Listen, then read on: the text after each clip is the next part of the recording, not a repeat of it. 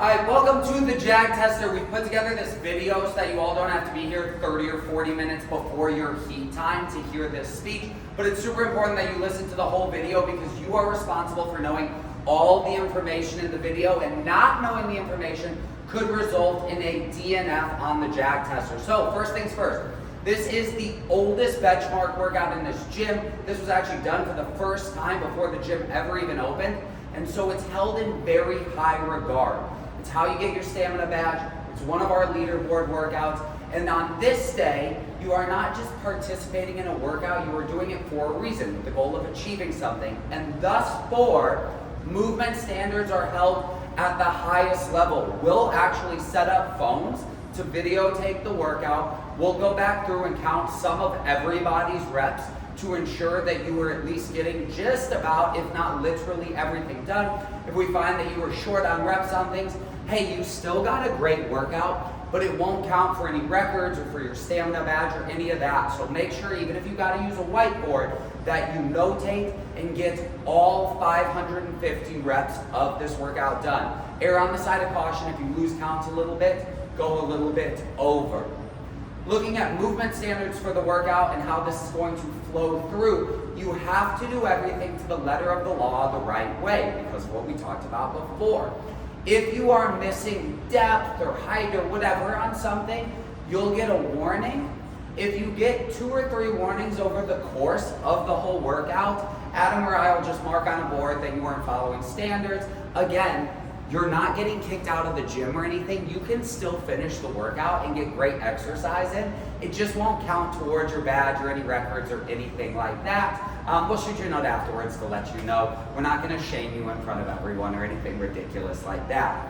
As we look at workout flow and standards, the workout starts with 100 calories on the rower. Rowers are gonna be set up over in that corner.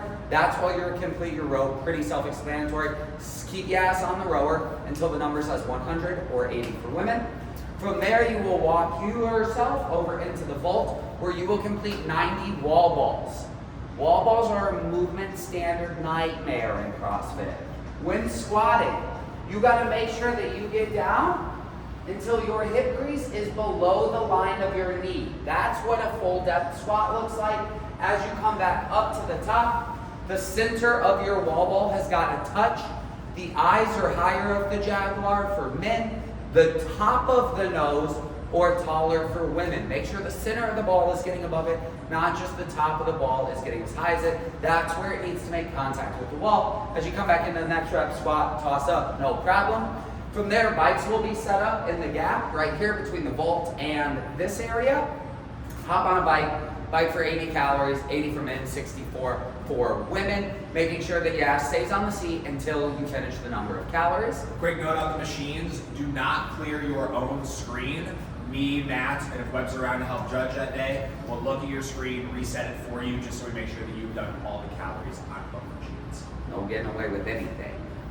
From there, you will go over to that side of the rig. That's where you will complete your 70 dumbbell movements, your 60 burpees, your 50 dumbbell movements. So as we look at the dumbbell movements, each set starts by picking the dumbbell up. Adam will start with his 70 hang clean and jerks from the hips to the shoulder and overhead. From the hips to the shoulder and overhead. On this set of 70, there's no requirement to alternate arms. You could do all 70 on one side if you want. I wouldn't, but you just switch as you fatigue and need to. The one thing you want to be aware of here is that you are not punching the dumbbell up and still having bent knees and bringing it back down. If he's going to duck under, he needs to finish the rep and then bring the dumbbell back down to the hip before going into his next one. Here's the next movement atrocity, burpees. Yeah. Burpees are not that challenging. You lay on your stomach, you stand all the way up, hands touch above the head, and feet leave the ground. So when he goes to the ground, his chest and hips will touch the ground, chest is all the way down, he comes up, he gets fully locked out just like he would stand there, his hands touch above his head and his feet leave the ground. Hands touching behind the head, hands just flapping above the head. No. Touch, leave ground, none of this crouchy position, anything, stand all the way up, tap them, find a rhythm, work through it. From there, Adam will go into his hang dumbbell snatches. These must be alternating. They may also be done as reps from the floor. If you would prefer to set it on the ground and take it from the floor each time, that is allowed. But from there, he comes up, he goes into the other hand, up. Note on these, he may not use 2 hands in the swing. Another note as he does these, this also applies to the hang clean and jerks. His non-working arm cannot make contact anywhere with his leg. He can't put his hand on it, he can't put his elbow on it. It's got to stay away from his body like so. Alright, after we do the 70 dumbbell, the 60 burpees, the 50 alternating snatches, we will move into push-ups. Note that females will do push-ups from their knees, men from their feet, just like how we always do push-ups in class. This is what a locked out arm looks like. Yeah, show them. 4 locked out arms. This is absolutely not what a locked out arm looks like.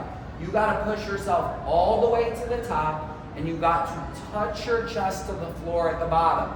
Worming up is not allowed. The hips and the chest need to leave at the same time. And here's the other cheeser thing that doesn't count.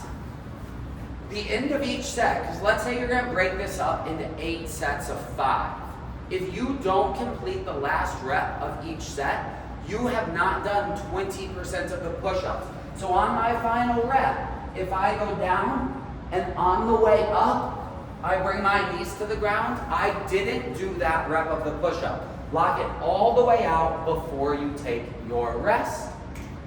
From there, we'll go into 30 pull-ups. Pull-ups can be done kipping, male and female. They could also be done strict. Males will just do strict as standard pull-ups. Women have the option to do strict pull-ups with a green band hanging from the bar to the knee. Not to the low shin, to the knee. If you're going to use the band, you cannot use the band and kip the pull-up.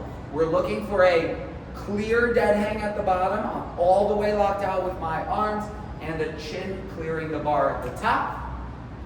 From there, we'll do box jumps, 30 inches for men, 24 inches for women.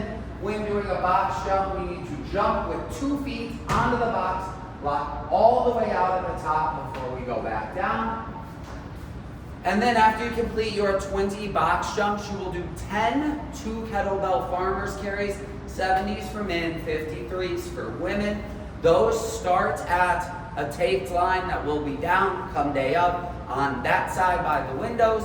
You go down to that black pipe up and down, which we'll put a tape line down for as well. Both feet touch or cross the line before going back. Carrying the kettlebells, 1 in each hand. They have to be carried at the side for this.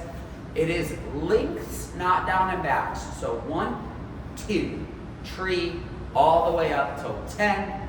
Bring it home. You are done. Celebrate your victory. Anything else? That's it. Rip.